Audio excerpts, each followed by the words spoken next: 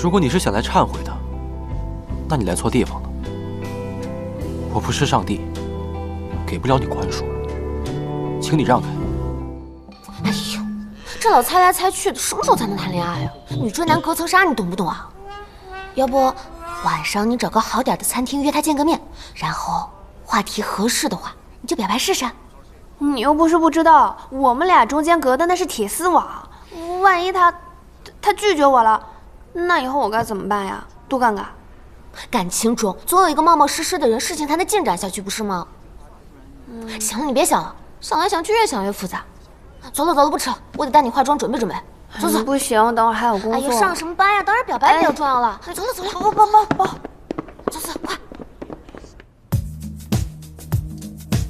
晚上我想请你吃饭，本来昨天就应该是我请的。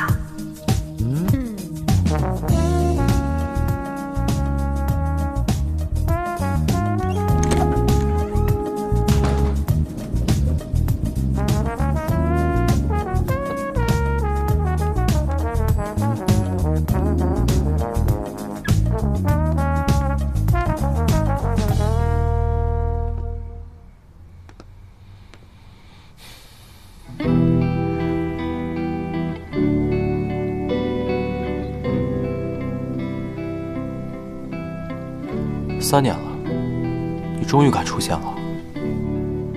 好久不见，一晨。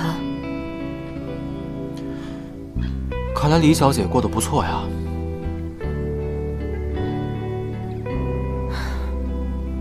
你以前都叫我小曼的。啊，你不说我都忘了。拿走那些钱呢？都用光了。这次打算以什么身份再捞一笔啊？我回来这里，是因为这里有我最幸福的回忆。我很想念这里，也更想念你。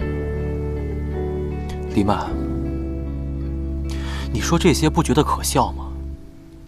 你有什么资格？是，我是没有资格。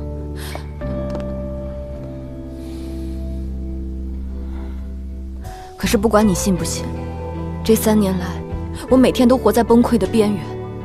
如果你是想来忏悔的，那你来错地方了。我不是上帝，给不了你宽恕，请你让开。